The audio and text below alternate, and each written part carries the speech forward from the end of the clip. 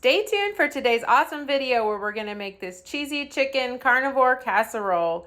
It's just 4 simple ingredients. Hi there, my name's Caitlin. I'm a holistic nutrition consultant. I make recipes for the carnivore diet. I'm so glad you're here today. I've been healing my Hashimoto's for over 10 years with a carnivore and keto diet, and I hope you will stick around to watch this amazing recipe. Please share and subscribe with anyone you think this video might help out. First things first, get your ingredients ready. So all you need for this is an 8-ounce block of cream cheese.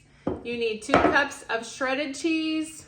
You also need 2 cups of chopped chicken. This is chicken breast. You could use a rotisserie chicken. Just 2 cups of chopped chicken or shredded chicken. Also, you need 8 eggs. 8 eggs, just whatever eggs you like.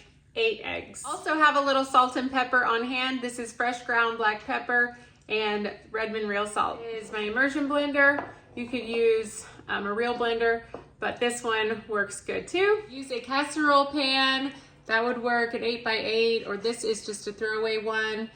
This is a little bigger than an 8x8, but this is the only one I have right now. You also need a good mixing bowl. Preheat your oven to 350. So first I'm going to put my cream cheese in. Make sure it's room temperature. Then I'm going to put in my 8 eggs. Okay, so now you can see we have the 8 eggs, and then we're just going to mix them with this immersion blender. I would add about a teaspoon of salt to this, and just, eyeball some pepper, about half a teaspoon or so. Pepper is optional because it is not a carnivore ingredient, but it's up to you whether you want to use that. Now we're gonna mix it up. Okay, that looks good. See how it's all mixed up?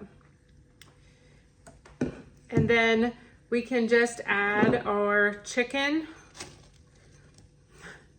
and our cheese. So remember, it's 2 cups of chicken, 2 cups of cheese, 8 ounces of cream cheese, and 8 eggs. So everything's really easy to remember. Once you get everything in the bowl, just go ahead and mix it slowly. Use a casserole pan. That would work at 8x8, or this is just a throwaway one. This is a little bigger than an 8x8, but this is the only one I have right now. Get about a tablespoon of butter and use a paper towel to rub it around your pan. This will make it more non-stick and easy to work with. Okay, so now you're gonna take your mixture and just pour it in there.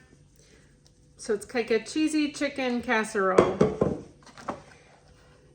So just get it even.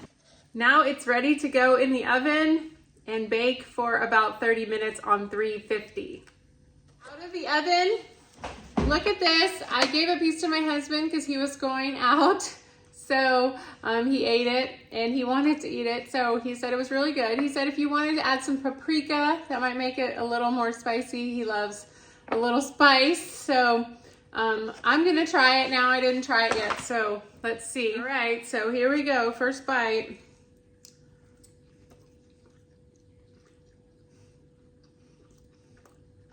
It's really good. It tastes like, it reminds me of like tuna noodle casserole from when I was a kid. So if you like tuna noodle casserole, it has that chicken in there. This is super protein packed. So if you want more protein, make sure and make this. It's so yummy. I want to eat the whole thing, but I will finish it later.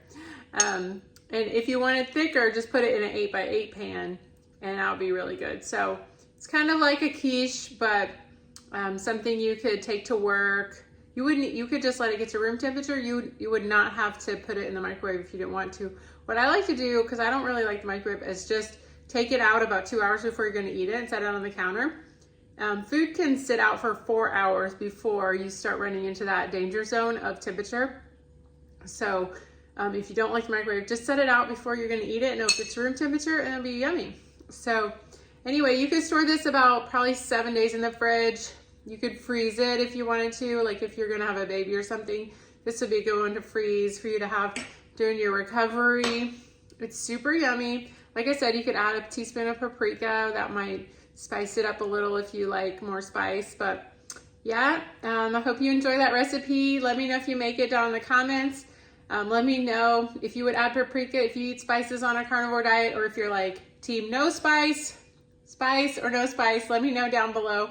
Please get my carnivore ebook. It's 182 pages, all about how to do the carnivore diet the right way so you can lose weight and heal your autoimmune conditions and all those other things, IBS and all that stuff. So thank you so much for watching. Please leave a comment, share with a friend, leave a thumbs up.